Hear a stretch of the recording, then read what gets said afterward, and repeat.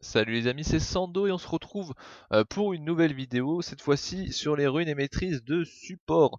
Donc là, il y aura pas deux parties, hein, il y aura qu'une seule partie étant donné que c'est simple, il y a deux pages de maîtrise et je pense en gros une page de runes à tout péter, donc ça ira très très vite. Alors hop, on va commencer par les maîtrises.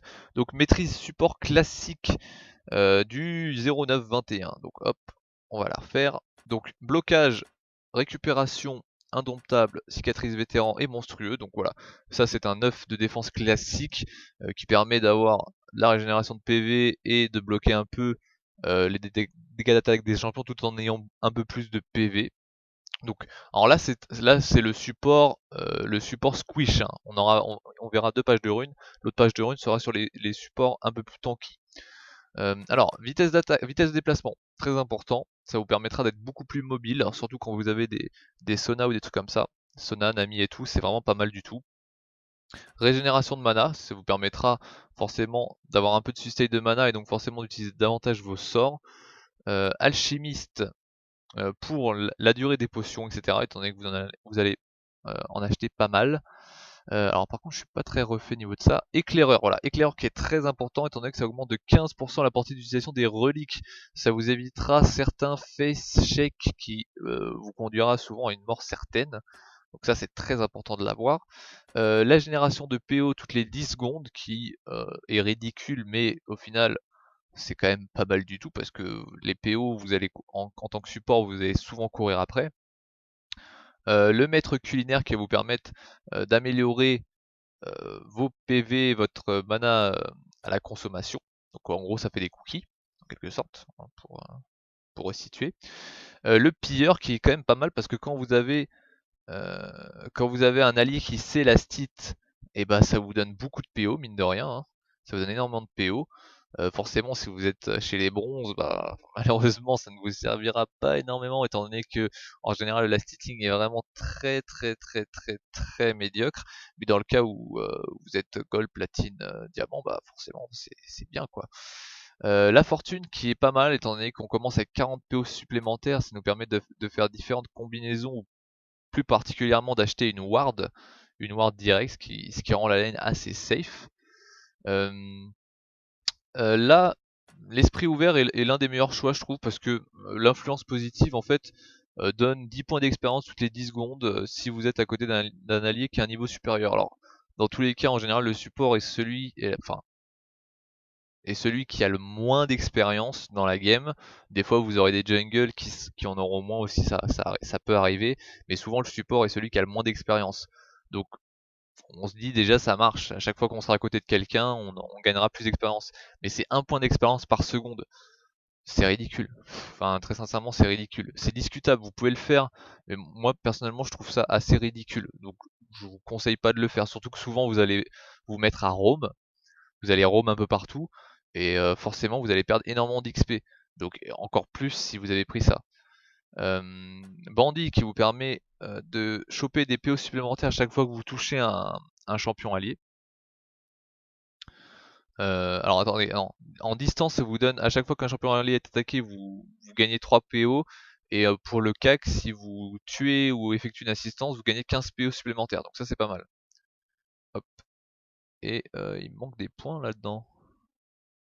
Nardine. Non, attendez. Ah, sur les supports, je suis pas expert en maîtrise support. On va mettre 2 points là-dedans. Réduit de 7% les délais de récupération des sorts d'invocateur.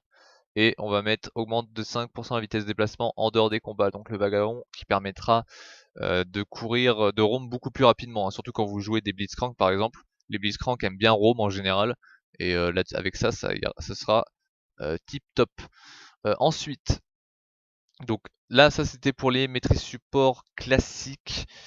Maintenant, on va voir les maîtrises support tank. Hop, subtank. Donc subtank qui est très situationnel, hein. Très situationnel. Donc là, on part sur un 15-15, un 0-15-15. C'est par exemple pour les Leona, pour les Braum, pour les trucs qui tankent un peu, hein, c'est le must. Donc, attendez que je regarde vite fait, on va peut-être les refaire, hein. Donc là, hop, on part là-dessus, le classique. Et je pense même qu'on va faire ça en fait, hein. Faire biscuit, or, tac tac, 15, hein. Alors je regarde vite fait. En fait, les maîtrises de support, ça fait longtemps que j'y ai pas touché. Ok, il y a ça. Donc voilà, on part. Donc là, ça c'est vraiment les classiques. On part sur les biscuits, enfin les cookies, histoire d'avoir beaucoup plus de régénération via les potions. Cupidité qui est bien sûr toujours appréciable étant donné que ça nous donne beaucoup plus de PO. Le pilleur qui permet donc le last hitting et la fortune. Hop, l'esprit ouvert vous n'en avez pas spécialement besoin étant donné que souvent par exemple Léona ou Braum n'ont pas des énormes, enfin n'ont pas énormément de coups, comment dire, ils n'ont pas des coûts en mana excessifs donc enfin, on peut se permettre de s'en passer. Et donc là, hop, on va partir sur de l'armure. J'étais parti sur quoi à côté? Vous savez, alors cela, voilà, c'est les maîtrises que je ne maîtrise absolument pas, sans jeu de mots bien sûr. Les maîtrises que je ne maîtrise absolument pas. Les coups critiques réduits, hein, forcément, étant donné qu'on est en bot lane et que souvent les mecs vont rush un peu le critique, genre principalement la lame d'infini. Et là, après, vous avez pas mal de choix, hein. Vous avez pas mal de choix, vous pouvez mettre des points dans la mana max, comme j'ai dit, mais bon, vu qu'en général les tanks n'ont pas excessivement de coups en mana en support, c'est pas spécialement utile. Vous pouvez mettre la persévérance, vous pouvez mettre les ralentissements, et vous pouvez également mettre l'ARM. Dans ce cas-ci, on mettra de l'ARM, hein. On mettra de l'ARM parce qu'il y a souvent des supports qui font des dégâts magiques, donc ça offre un petit plus, mais c'est pas obligatoire. Vraiment là, c'est très discutable. Dans tous les cas, ici, là, c'est le 12, hein. Donc c'est les 9 points de maîtrise ici, 3 points de maîtrise ici, donc ça fait 12, et le 13e ici aussi. Ouais, voilà, ces 13 points de maîtrise là sont vraiment primordiaux quand vous jouez un support tank. Comme j'ai dit, après les deux derniers points, vous pouvez les replacer un peu de n'importe où. Donc voilà, on a fini pour les runes. Enfin pour les maîtrises, je veux dire, on va s'attaquer maintenant aux runes. Donc les runes support. Les runes support, il n'y en a qu'un seul pour ainsi dire. Enfin moi j'en joue qu'un seul. Maintenant, enfin ça c'est vraiment pour le support pur. Vous pouvez bien sûr récupérer une page de runes AD, AP, si vous voulez jouer un peu plus agressif. Par exemple, moi qui joue Sona, avec Sona, je joue une rune, une page de runes AP. Voilà. Mais bon, là c'est vraiment dans le cas où vous faites du support général, principalement Léona par exemple, qui est full tank. Voilà, armure pour les runes rouges, PV par niveau pour les runes jaunes. Donc, le PV par niveau, je le rappelle, pour ceux qui diraient ouais il y a de la flat, donc je répète, pareil je réexplique, le flat c'est des statistiques immédiates que vous avez tout de suite, et le par niveau c'est du late game. Voilà, donc flat c'est early, par niveau c'est late game. Donc là on videra plutôt le late game, hein, parce que en early on n'en a pas forcément plus besoin que ça, comme je l'ai dit. Là ça nous offre 72 PV au total en direct. Là ça nous offre 216 PV au niveau 18, ce qui est 3 fois plus pour ainsi dire. Et comme j'ai dit, là vous gagnez 11 PV par niveau. Donc en gros, avec les 9 runes là, vous gagnez 11 PV par niveau. En quelque sorte, je recalcule, ouais, 11 et quelques. Au niveau 7, donc le niveau 7, on sait très bien qu'on l'atteint assez rapidement quand même. Au niveau 7, vous avez déjà dépassé vos runes flat. Voilà. Niveau 7, vous avez dépassé vos runes flat. Donc moi, je vous conseille plus de partir sur du late game pour les PV, c'est beaucoup plus intéressant. Voilà. Pour les glyphes, donc les bleus, résistance magique flat ou par niveau, donc early ou late game, ça à vous de voir. Voilà, ça à vous de voir. Moi personnellement j'utilise du late game bien sûr, je préfère le late game. Le flat, pour la résistance magique, le flat est très bien également. Les deux se discutent, voilà, ça à vous de voir. Vous pouvez faire les deux. Pour les quintessences, pareil, ça se discute. Quintessence, là j'ai fait de l'armure.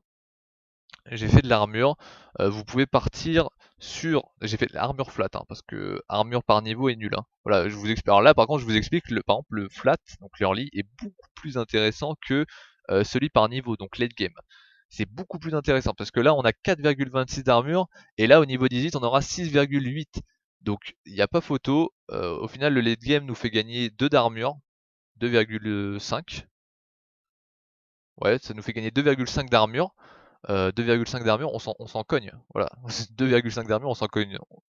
Autant avoir direct masse armure en early que juste avoir 2,5 d'armure en plus en late game. Donc au final, ça fait 7,5 d'armure si on comptabilise les trois, c'est ridicule.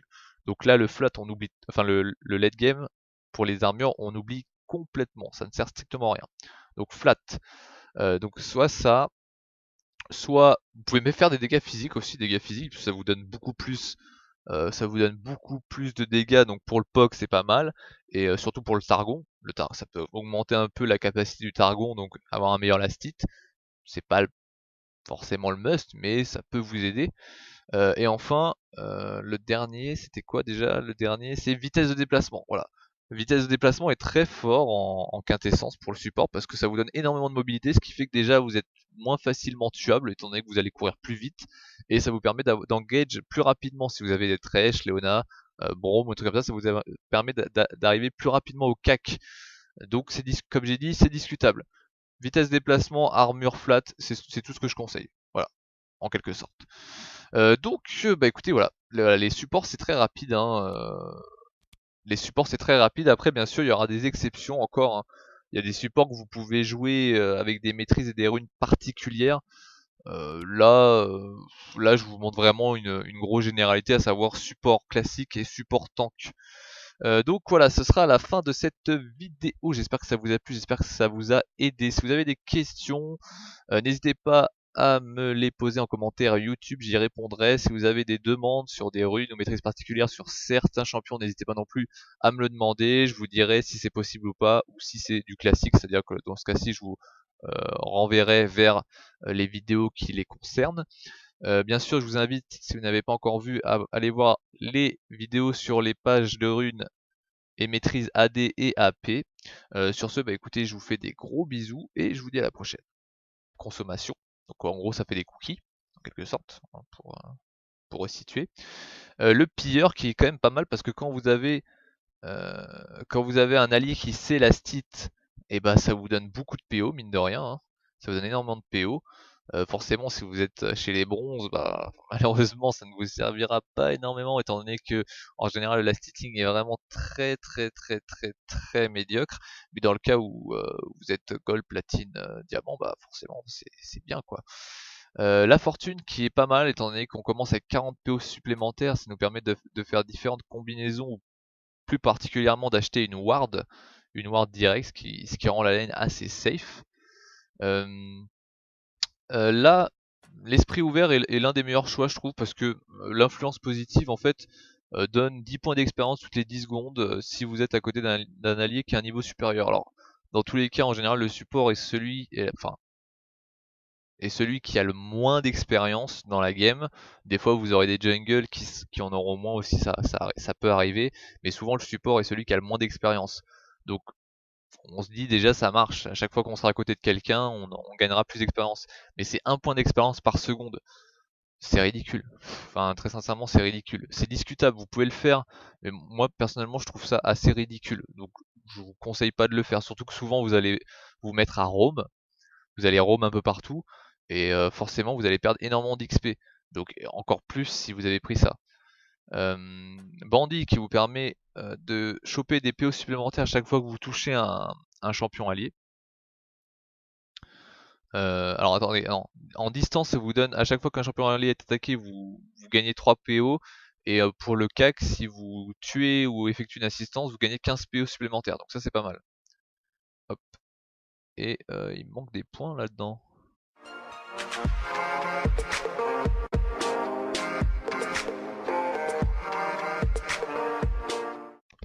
Salut les amis, c'est Sando et on se retrouve pour une nouvelle vidéo, cette fois-ci sur les runes et maîtrises de support. Donc là, il n'y aura pas de partie, hein, il n'y aura qu'une seule partie étant donné que c'est simple, il y a deux pages de maîtrise et je pense en gros une page de runes à tout péter, donc ça ira très vite. Alors hop, on va commencer par les maîtrises. Donc maîtrise support classique du 0921. Donc hop, on va la refaire. Donc blocage, récupération, indomptable, cicatrice vétéran et monstrueux. Donc voilà, ça c'est un 9 de défense classique qui permet d'avoir la régénération de PV et de bloquer un peu les dégâts d'attaque des champions tout en ayant un peu plus de PV. Donc, alors là c'est le support squish, hein. On verra 2 pages de runes. L'autre page de runes sera sur les supports un peu plus tanky. Alors, vitesse d'attaque, vitesse de déplacement, très important. Ça vous permettra d'être beaucoup plus mobile, alors surtout quand vous avez des saunas ou des trucs comme ça. Sona, Nami et tout, c'est vraiment pas mal du tout. Régénération de mana, ça vous permettra forcément d'avoir un peu de sustain de mana et donc forcément d'utiliser davantage vos sorts. Alchimiste, pour la durée des potions, etc. Étant donné que vous allez en acheter pas mal. Alors par contre je suis pas très refait niveau de ça. Éclaireur, voilà, éclaireur qui est très important étant donné que ça augmente de 15% la portée d'utilisation des reliques. Ça vous évitera certains face shake qui vous conduira souvent à une mort certaine.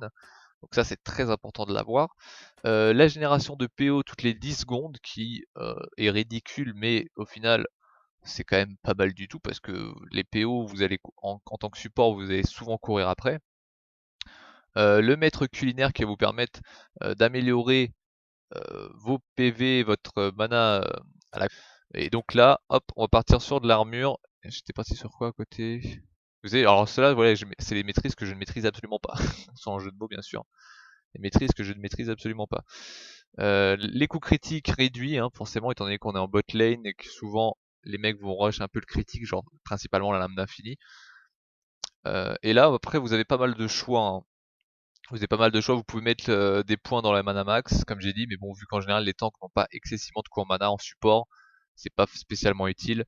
Vous pouvez mettre la persévérance, vous pouvez mettre les ralentissements, et vous pouvez également mettre l'ARM. Dans ce cas-ci, on mettra de l'ARM, hein. On mettra de l'ARM parce qu'il y a souvent des supports qui font des dégâts magiques, donc ça offre un petit plus, mais c'est pas obligatoire. Vraiment là, c'est très discutable.